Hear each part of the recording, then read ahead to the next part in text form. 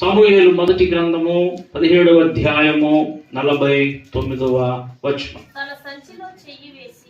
దావీదు తన సంచిలో చెయ్యి వేసి అందులో నుండి ఒక రాయి ఒకటి తీసి వడిసెలతో విసిరి ఆ ఫిలిష్తీయుని నుదుట కొట్టెను. 40వ వచనం చదివితే,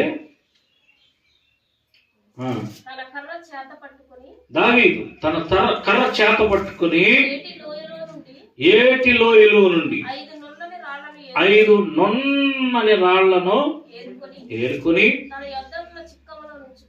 తన యొద్దనున్న చిక్కములో ఉంచుకున్నాడు. వడిసెల చేత పట్టుకుని ఆ ఫిలిష్తీయుని చేరువకు పోయాను. చిన్న ప్రార్థన. ప్రేమగల మా పరమ తండ్రి, నీ దివ్యమైన వాక్కు మాకు దయచేయండి.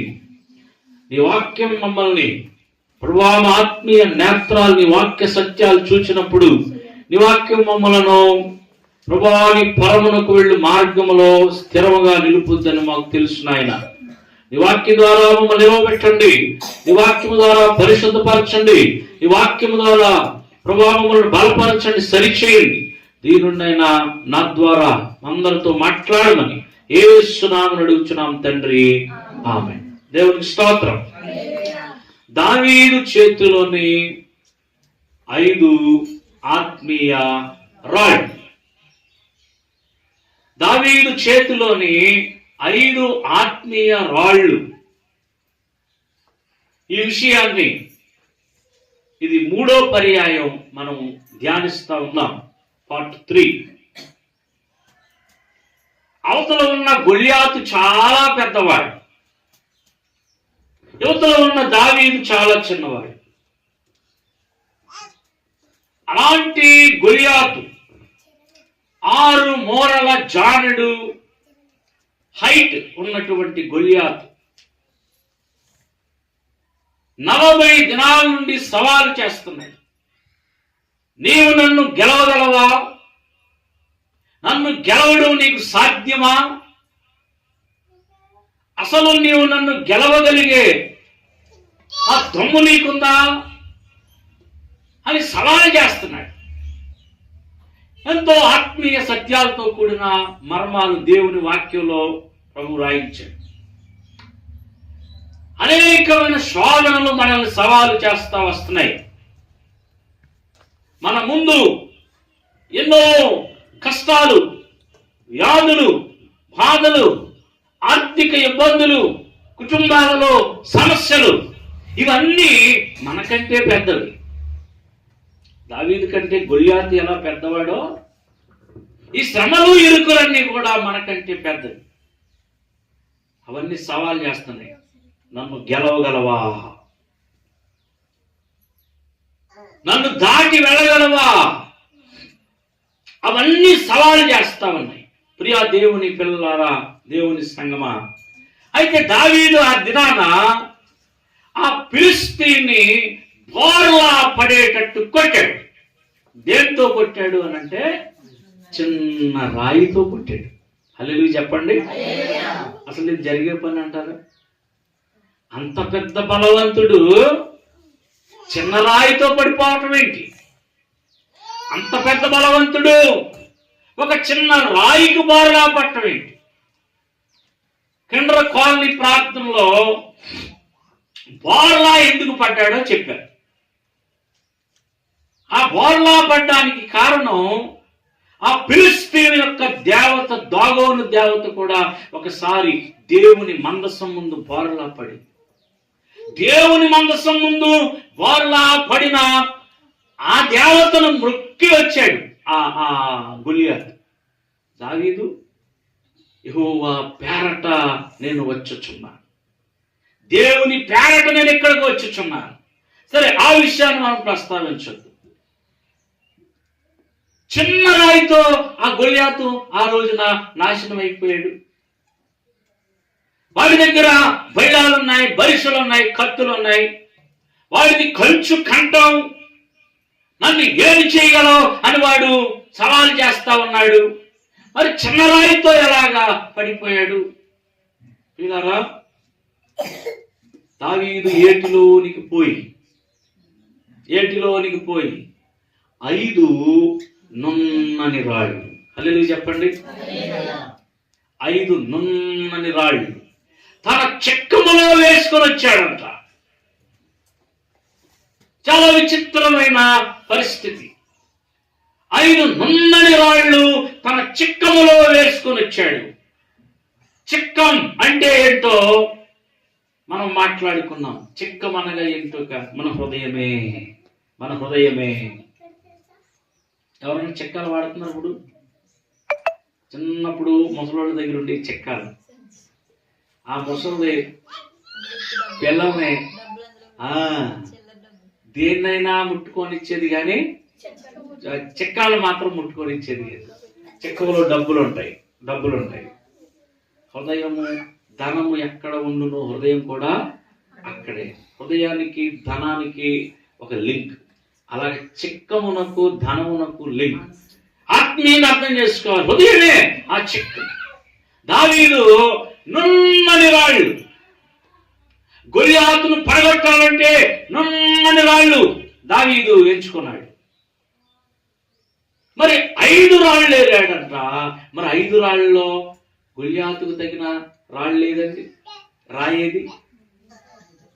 5 రాళ్లలో గొలియాతుకు తగిలిన రాయేది? జయశ్రీ, 5 రాళ్ళలో ఏ రాయి తగిలిందంటారు? మరి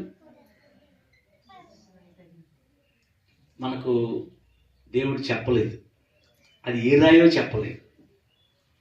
అంటే ఈ 5 రాళ్లలో ఏదో రాయి తగిలింది దానికి. మీరు 5 రాళ్ళు జాగ్రత్తగా పెట్టుకోవాలి. ఈ 5 రాళ్లలో ఏదో ఒక రాయికి వాడు పడిపోతాడు. అందుకే 5 రాళ్ళు నున్నని రాళ్ళు అయి ఉండాలి. ఈ 5 రాళ్ళు చాలా జాగ్రత్తగా ఉండాలి. ఏదో రాయి వాడిని పడగొట్టి, ఏ రాయి అయినా పర్వాలేదు. ఈ 5 రాళ్లలో ఒక రాయికి పడిపోతాడు వాడు. అంతటి బలశాలి, అంతటి యుద్ధవీరుడు, అంతటి క్రూరుడు. నిన్ను భయపెట్టిన ఆ సమస్య, నిన్ను బెంబేలెత్తించిన ఆ సమస్య, నిన్ను భయప్రాంతాలకు గురి చేస్తున్న ఆ సమస్య, ఈ 5 రాళ్లలో ఏదో ఒక రాయికి పడిపోతాడు. కెనరా కాలనీ ప్రార్థనలో మొదటి రాయి, రెండవ రాయి చెప్పాడు. మొదటి రాయి, రెండవ రాయి ఏంటి? మొదటి రాయి అంటే విశ్వాసము. అందరు చెప్పండి. పార్ట్ 1 అయింది. అలాగే 2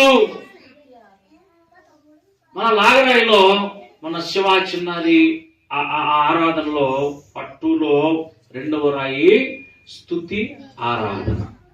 ప్రైజ్ లార్డ్. 3వ రాయి ఏంటంటే ప్రార్థన. 3వ రాయి ప్రార్థన, విశ్వాసము, స్తుతి ఆరాధన, ప్రార్థన.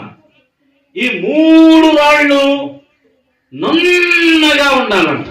హల్లెలూయా. అది ఎలా ఉండాలో క్లుప్తంగా మాట్లాడుకున్నాం. ఇవి నున్నగా ఉండాలంట ఆ రాళ్ళు. నీ విశ్వాసం ఎలా ఉంది? విశ్వాసం ఎలా ఉంది? స్తుతి ఆరాధన ఎలా ఉంది?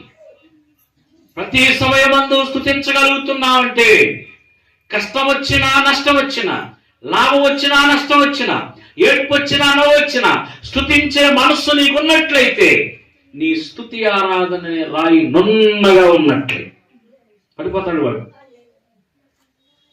కేవలం అన్ని బాగున్నప్పుడు కాదు దేవుని స్తుతించటం, రోజులు బాగున్నప్పుడు కాదు దేవుణ్ణి మహింపరచటం, కష్టకాలములో కూడా నువ్వు దేవుణ్ణి మహింపరచగలగాలి. యోబు అన్నాడు, యెహోవా ఇచ్చెను తీసుకున్నాను, యెహోవా నామమునకు స్తుతి కలుగును గాక. సమస్య ఏదైనా ఆయన స్తుతించగలిగితే నీ స్తుతి ఆరాధన నీ రాయి, నీ చిక్కంలో ఉన్న రాయి నున్నగా ఉన్నట్టే. ప్రార్థన, కన్నీటి ప్రార్థన, కన్నీటి ప్రార్థన, నున్నటి వేదన కలిగిన ప్రార్థన, నున్నటి రాయి. అలవాటుగా చేసే ప్రార్థన కాదు, సంప్రదాయబద్ధంగా చేసే ప్రార్థన కాదు. ఒక కన్నీరు, ఒక వేదన, ఒక భారంతో కలిగిన ప్రార్థనగా నువ్వు మోకాళ్ళే వేయి, లేకపోతే నువ్వు కళ్ళు మూసుకో, లేకపోతే ఏకాంతంగా చెయ్యి, నువ్వు మందిరంలో చెయ్యి, నువ్వు ఎలాగంటే చెయ్యి. నీ ప్రార్థన కన్నీటితో కూడినదై ఉండాలి. నీ ప్రార్థన వేదన, ఒక భారంతో కూడినదై ఉండాలి. అలా ఉంటే నీ ప్రార్థన రాయి నున్నగా ఉన్నట్టే. ఈ రాళ్ళు అంటే వాడికి భయం. ఎవరికి? గొలియాతుకి. ఈ రాళ్ళు అంటే వాడికి భయం. ఈ రాళ్ళు ఈ రాయి తగిలినా వాడు పడిపోతాడు. నీ ఎదురుగా ఎంత గొలియాతున్నా నువ్వు భయపడక్కర్లేదు, నీ రాళ్ళు నున్నగా ఉంటే.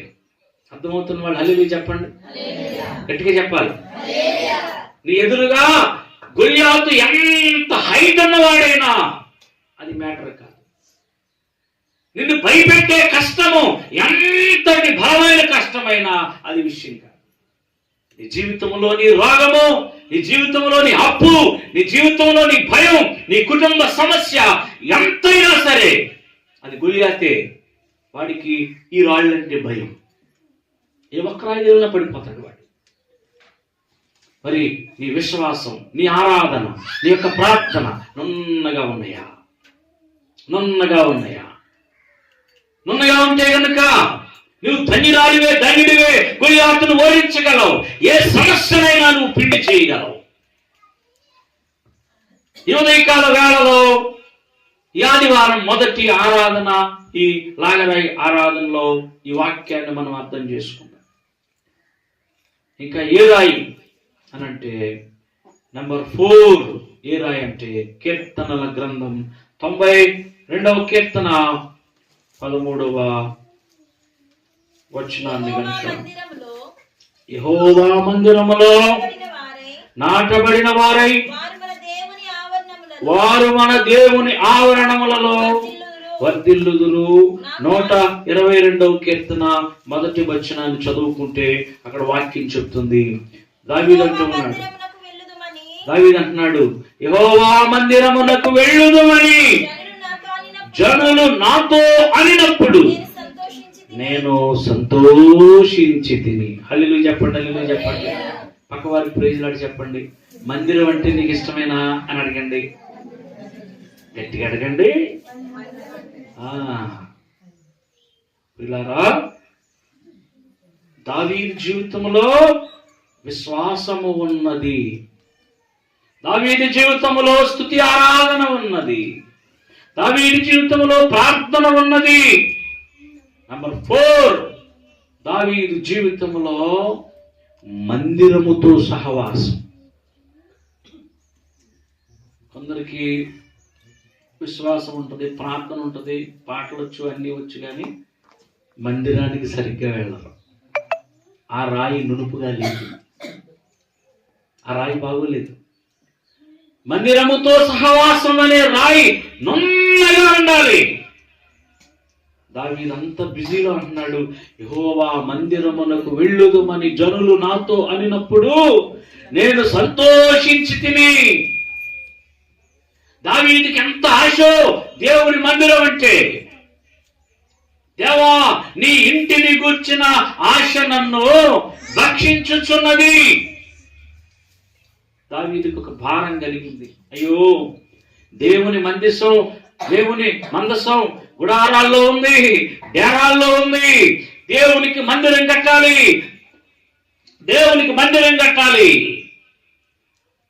తన కుమారుడైన సొలొమోను అప్పటికి ఇంకా పుట్టలేదు.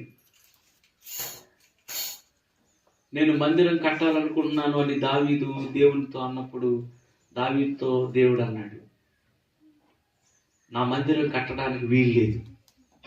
ఎందుకంటే నీ చేతులకు ఒక అపరాధం అంటుకుంది, అది నేను ఒప్పుకోను. అయినా దావీదుకి మందిరం అంటే ఆశ చావలేదు. అయినా మందిరం మీద మక్కువ పాలేదు దావీదుకి. 24 గంటలు దేవుని మందిరం. మందిరానికి వెళ్ళాలి, మందిరంలో దేవుని ఆరాధించాలి, మందిరంలో దేవుని స్తుతించాలి, మందిరంలో దేవుని బయటపరచాలని దావీదు మందిరాన్ని గూర్చిన ఆలోచన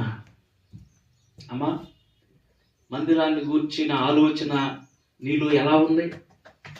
దేవుని మందిరాన్ని గూర్చిన ఆసక్తి నీలో ఎలా ఉంది? దేవుని మందిరాన్ని గూర్చినటువంటి ఆ ఆశ నీలో ఎలా ఉంది? ఒకవేళ లేకపోతే ఆ మందిర సహవాసం అనే రాయి నునుపుగా లేనట్టు. రెగ్యులర్గా మందిరానికి వెళ్ళే వాటికి సాతాను భయపడతాడు. రెగ్యులర్గా మందిర సహవాసం చేసే వారికి సాతానుడు జక్కుతాడు. రెగ్యులర్గా మందిర సహవాసం చేసే వాళ్ళని చూచి సాతానుడు 4 అడుగులు వెనక్కి వేస్తాడు. దావీదుకి ఎంత మందిరం ఆశ అంటే ఎలాగైనా దేవుని మందిరాన్ని నిర్మించాలని తన యొక్క కుమారుడిని పిలిచి అంటున్నాడు, సొలొమోనా నన్ను కట్టొద్దన్నాడు మందిరం. నా తర్వాత నువ్వు కట్టాలంట మందిరాన్ని. అయితే నువ్వు కట్టబోయే మందిరానికి దానికి కావలసిన మెటీరియల్ అంతా నేను సమకూర్చానయ్యా. దినవృత్తాంతములు 1వ గ్రంథము 22వ అధ్యాయము. దినవృత్తాంతములు 1వ గ్రంథము 22వ అధ్యాయము 14వ వచనం. ఇదిగో కుమారుడా సొలొమోను, ఇదిగో నేను నా పట్టుకోవాలి, నా కష్ట స్థితిలో ప్రయాసపడి యెహోవా మందిరము కొరకు 2 లక్షల మణుగుల బంగారము, 10 కోట్ల మణుగుల వెండి, తోచలేనంత విస్తారమైన ఇత్తడిని ఇనుమును సమకూర్చి ఉన్నాను. హల్లెలూయా చెప్పండి. ఇంత బంగారం ఎప్పుడైనా చూసాం మనం? ఎంతంట? 2 లక్షల మణుగుల బంగారం అంట. ఇదంతా దేవుని మందిరం కొరకు దావీదు సిద్ధపరిచాడంట, సమకూర్చాడంట. ఏ స్థితిలో తెలుసా? చదువుకున్నాం, కష్ట స్థితిలో. దేవుడికి స్తోత్రం చెప్పండి. ఏ స్థితిలో? కష్టాలు ఉన్నాయంట. కష్ట స్థితిలో దేవుని మందిరానికి సమకూర్చడం ఏంటి? దావీదు అంటున్నాడు, అన్ని ఉన్నప్పుడు దేవుని మందిరం మీద ఆసక్తి పెట్టడం గొప్ప సంగతి కాదు. అన్ని ఉన్నప్పుడు దేవుని పని చేయటం గొప్ప సంగతి కాదు. కష్టస్థితిలో మందిరం మీద నువ్వు ఆసక్తి పెట్టాలి. కష్టస్థితిలో, లేమిలో నువ్వు దేవుని మందిరం మీద ఆసక్తి పెట్టాలి. అటువంటి వారు వర్ధిల్లుదురు, అటువంటి వారు ఆశీర్వదించబడతారు. మందిరం విషయంలో ఆసక్తి, మందిరం విషయంలో ఆశ, ఆ రాయి మందిర సహవాసం అనే రాయి నీకు నున్నగా. కీర్తనల గ్రంథము 92వ కీర్తన, కీర్తనల గ్రంథము 92వ కీర్తన 13వ వచనం. యెహోవా మందిరములో నాటబడిన వారై వారు మన దేవుని ఆవరణములలో వర్ధిల్లుదురు. హల్లెలూయా చెప్పండి. దేవుని మందిరములో నాటబడిన వారై, దేవుని మందిరాన్ని గురించిన ఆశ కలిగి, దేవా పిల్లరా, దేవుని మందిరం మీద ఆశ ఉండాలి. దేవుని మందిరానికి వెళ్ళాలనే తృష్ణ ఉండాలి. అయ్యో నా దాసుడు, నా సంఘము, నా యొక్క విశ్వాసులు మందిరములో కూడుకునే సమయం ఎప్పుడు వస్తుంది? ఆ శుక్రవారం ఎప్పుడు వస్తుంది? ఆ ఆదివారం ఎప్పుడు వస్తుంది? ఆ సమయం ఎప్పుడు వస్తుందని ఒక తృష్ణ ఉంటే, నువ్వు మందిరములో నాటబడిన బిడ్డవు గనుక, మందిర సహవాసం అంటే నీకు ఇష్టము గనుక, అట్టి వారు వర్ధిల్లుదురు. హల్లెలూయా చెప్పండి. హల్లెలూయా చెప్పండి. వర్ధిల్లాలన్న ఉన్న ఆశ ఉన్న వాళ్ళందరూ ఒకసారి హల్లెలూయా చెప్పండి. ఎందులో వర్ధిల్లాలని? ఎందులో వర్ధిల్లాలని? దేవుడు అన్నాడు, ప్రియుడా నువ్వు ఆత్మలో వర్ధిల్లటం ఒకటే కాదు, ప్రియుడా నువ్వు అన్ని విషయములలో వర్ధిల్లాలి. అన్ని. అబ్రహామును దేవుడు ఎన్ని విషయాలు ఆశీర్వదించాడు? అన్ని విషయాలు. అన్నీ. ఇల్లేంటి, డబ్బేంటి, పేరేంటి, ఇంటిలో శాంతి ఏంటి, సమాధానం ఏంటి, అన్ని విషయాలలో అబ్రహామును దేవుడు ఆశీర్వదించాడు. అన్ని విషయాల్లో వర్ధిల్లాలి. ఎవరు వర్ధిల్లుతారంటే ఇదిగో మందిరములో నాటబడిన వారు. ఏ స్థితిలో కూడా మందిరాన్ని విడిచిపెట్టకూడదండి. ఏ స్థితిలో మంచి వచ్చిన చూపెడతా, ఏ స్థితిలో కూడా. 134వ కీర్తనల గ్రంథము 134వ కీర్తన మొదటి వచనం. యెహోవా సేవకులారా, యెహోవా మందిరములో రాత్రి నిలుచుండు వారులా. హల్లెలూయా చెప్పండి గట్టిగా. మొదటి ఎవరిని పిలిచాడు? సేవకులారా. అందరూ వచ్చేసారు. దేవుడు నమ్ముకుని అందరూ వచ్చేసారు. వాళ్ళందరినీ జల్లీలో వేసాడు. మళ్ళీ జల్లించాడు.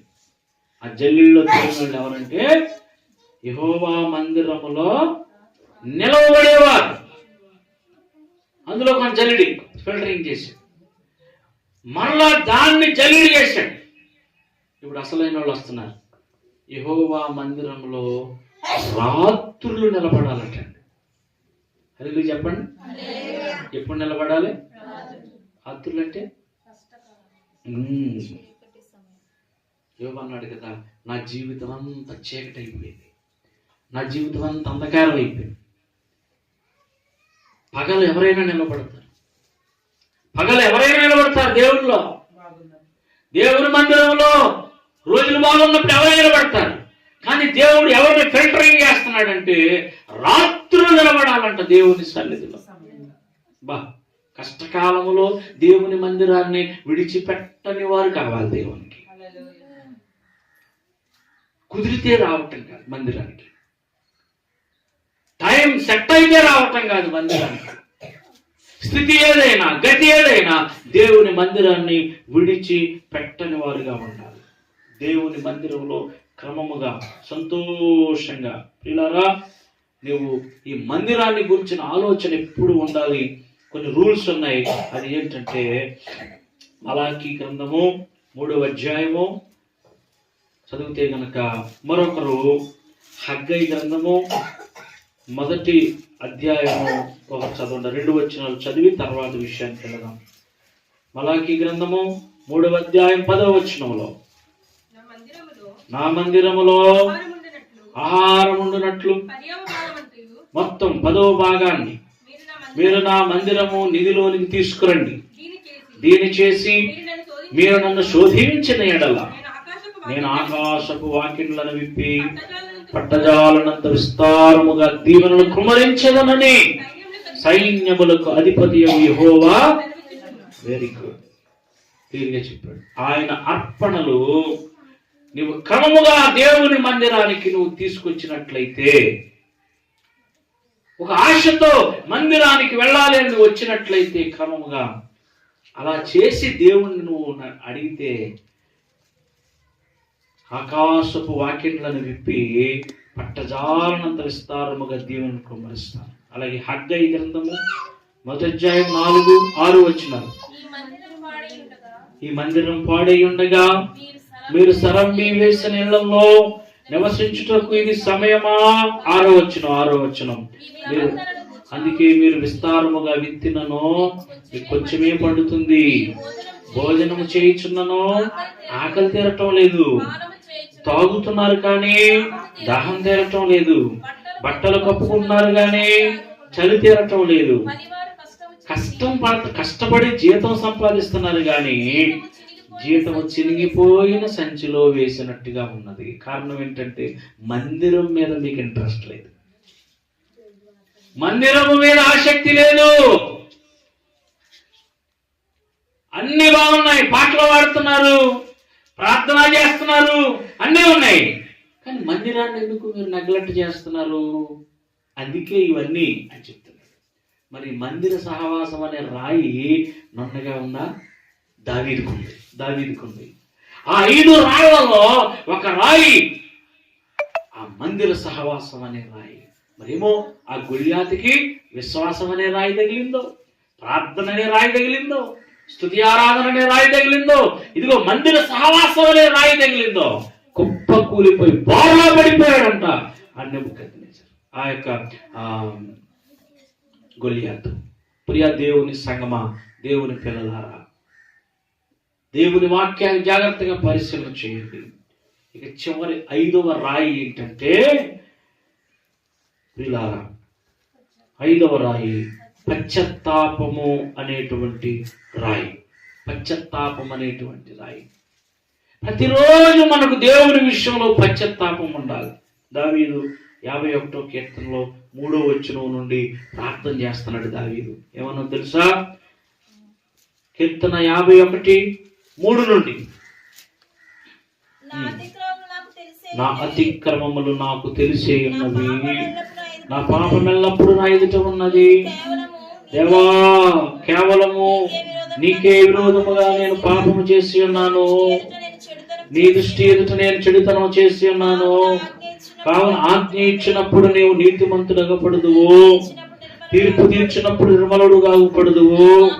అయ్యో, నేను పాపములో పుట్టిన వాడను, పాపములోనే నా తల్లి నన్ను గర్భమును ధరించింది. నీవు అంతరంగములో సత్యము కోరుచున్నావు, ఆంతర్యమును నా జ్ఞానము తెలియచేయుదువు. ఓ, నేను పవిత్రుడనగునట్లు సోపుతో నా పాపమును పరిహరించుమో, హిమము కంటే తెల్లగా ఉండునట్లు నన్ను కడుగుము కడుగుము. దావీదు యొక్క పశ్చాత్తాపం చూడండి. ఎవరు దావీదు? దినమునకు 7 మారులు ప్రార్థన, స్తుతి, ఆరాధన. నేను చేసిన ఆర్తధ్వని వలన నా ఎముకలు క్షీణించుచున్నవి, అదురుచున్నవి. నేను కార్చిన కన్నీరు వలన నా యొక్క పరుపు తేలిపోతా ఉంది. నేను చేసిన ఉపవాసము వలన నా మోకాళ్ళు బలహీనమైన, శరీరం పుష్టి తగ్గిపోయింది. దివారాత్రులు నీ వాక్యాన్ని నేను ధ్యానిస్తున్నాను. ఇంత గొప్ప భక్తి చేసిన దావీదు తనలో పాపముందని గ్రహించుకుని పశ్చాత్తాపడతా ఉన్నాడు. నువ్వెంత, నేనెంత? హల్లెలూయా చెప్పండి. పక్కవారి ప్రేజలాడు చెప్పండి. రోజుకి ఎన్నిసార్లు పశ్చాత్తాపడుతున్నావు అని అడగండి. అడిగారా లేదా? ఏమా అభిగా, నేను పశ్చాత్తాపడక్కర్లేదండి బాబు, నేను చాలా నీతిమంతురాల్ని, నేను చాలా పర్ఫెక్ట్, నేను చాలా నిఖార్సైనోడిని. నో, ఈ మాటలు క్రైస్తవుల నోట రావటానికి వీల్లేదు. పరిసయ్యుడు దేవుడికి నచ్చాడా? శంకర్ నచ్చాడా? శంకర్ నచ్చాడు. పశ్చాత్తాపడేవారు దేవునికి కావాలి. దావీదు యొక్క మామగారు సౌలుని చూడండి, వాడిలో పశ్చాత్తాపం లేదు, వాడిలో పశ్చాత్తాపం లేదు. పిల్లారా, వాక్యాన్ని పరిశీలన చేస్తే 1 యోహాను 1:9 వాక్యం చెప్తుంది, మన పాపములను మనం ఒప్పుకునే ఎడల ఆయన నమ్మదగిన వాడును నీతిమంతుడును కనుక ఆయన మన పాపములను క్షమించి సమస్త దుర్నీతి నుండి మనలను పవిత్రులుగా చేయను. అలాగే సామెతలు 28:13 వాక్యం చెప్తుంది. సామెతలు 28:13, అతిక్రమములను దాచిపెట్టువాడు వర్ధిల్లడు, వాటిని ఒప్పుకొని విడిచిపెట్టువాడు కనికరం పొందును. అందరూ హల్లెలూయా చెప్పండి ఒకసారి. పశ్చాత్తాపం కావాలి. ఆ రాత్రి ఒకసారి చదవండి లూకా సువార్త 22వ అధ్యాయం. లూకా సువార్త 22వ అధ్యాయము 62వ వచనం. లూకా సువార్త 22వ అధ్యాయము 62వ వచనం. వెలుపలకు పోయి సంతాపపడి ఏడ్చెను. ఎవరు? పేతురు. పేతురుతో దేవుడు అన్నాడు, కోడి కూయక మునుపు నువ్వు 3 సార్లు నన్ను ఎరుగనని పొంగుతావు అనగానే, ప్రభువా, ఈ 11 మంది నిన్ను విడిచి పారిపోతారు కానీ నేను మాత్రం అలాగా చేయను. కానీ మొదటి పాపం చేసిన వాడు పేతుడే. ఎప్పుడైతే 3 సార్లు కోడి కూసేసిందో వాక్యం చెప్తుంది, వెలుపలకు పోయి సంతాపపడి. ఆ సీన్ ఒక్కసారి మీరు ఆలోచన చేయండి. ఆ సీన్లోకి వెళ్ళండి ఒకసారి. వెలుపలకు పోయి సంతాపపడి, ఎంత తప్పు చేశాను నాయనా, నువ్వు చెప్పినా వినకుండా నేను జాగ్రత్త పడలేదు. కోడి కూయక మునుపు 3 సార్లు బొంకుతానన్నావు, బొక్కేశాను, తప్పు చేశాను. నాలాంటి పాపి ఇంకెక్కడైనా ఉంటాడా? వీళ్ళారా సంతాపపడి ఏడ్చాడు. అంటే పశ్చాత్తాపడ్డాడు. పేతురు చేసిన పాపం ఏంటి? వ్యభిచారం కాదు. పేతురు చేసిన పాపం ఏంటి? నరహత్య కాదు. పేతురు చేసిన పాపం ఏంటి? ఎవరిని మోసం చేయదు. పేతురు చేసిన పాపం ఒక్కటే, యేసయ్యను దుఃఖపెట్టాడు, యేసయ్యను ఏడిపించాడు, యేసయ్య మనస్సు చురుక్కుమనేటట్టుగా మాట్లాడాడు, యేసయ్య మనస్సు గాయపడేటట్టుగా పేతురు ప్రవర్తించాడు. అందుకే పశ్చాత్తాపడతావు, నన్ను మన్నించు నాయనా. నా మాటలతో నేను నిన్ను గాయపరిచాను, నా యొక్క మాటలతో, నా యొక్క ఆలోచనతో నేను నిన్ను గాయపరిచి నేను బాధ పెట్టాను. నన్ను మన్నించు నాయనా. పశ్చాత్తాపడ్డాడు. హెజ్కేలు గ్రంథము 36వ అధ్యాయములో 25వ వచనం చదివితే అక్కడ వాక్యం చెబుతుంది. హెజ్కేలు 36:25లో మీ అపవిత్రత యావత్తు పోవునట్లు నేను మీ మీద శుద్ధ జలమును జల్లుదును, మీ విగ్రహముల వలన మీకు కలిగిన అపవిత్రత అంతయు తీసివేస్తాను, నిన్ను పవిత్రపరుస్తానని మాట ఇస్తున్న దేవుడు. ఉదయకాల వేళలో ఈ పశ్చాత్తాపడటం అనే రాయి ఎంత నున్నగా ఉంది. దేవుని ఎదుట పాపాలు ఒప్పుకునేవాడంటే సాతానుకు భయం. వాడు కల్పిస్తున్న ఈ శ్రమలు, ఇరుకులు, అది ఎంతటి హైట్ ఉన్న గొలియాతు లాంటివైనా, ఇదిగో మీలో ఉన్న విశ్వాసం, మీలో ఉన్నటువంటి ప్రార్థన, మీలో ఉన్న స్తుతి, మీలో ఉన్న మందిర సహవాసం, మీలో ఉన్న పశ్చాత్తాపం మీ ఎదుట ఉన్న ఎంతటి గొలియాతునైనా కూలుస్తాయని నేను సెలవిస్తా ఉన్నాను. ఎంతటి గొలియాతైనా కూలిపోవలసిందే. ఈ మనలో ఉన్న విశ్వాసం, మనలో ఉన్న ప్రార్థన, మనలో ఉన్న స్తుతి ఆరాధన, మనలో ఉన్న మందిర సహవాసం, మనలో ఉన్న పశ్చాత్తాపం. ప్రభువా, నాలో ఉన్న ఈ రాళ్ళు నువ్వు అనుకున్నంత నునుపుగా లేవు నాయనా, నన్ను మన్నించు. నీలో స్థిరముగా, నీలో బలముగా కొనసాగుటకు నన్ను బలపరచు అని దేవునికి మనం మాట ఇద్దాం. కళ్ళు మూసుకోనండి. ఓ ఈ వేసవి కాలం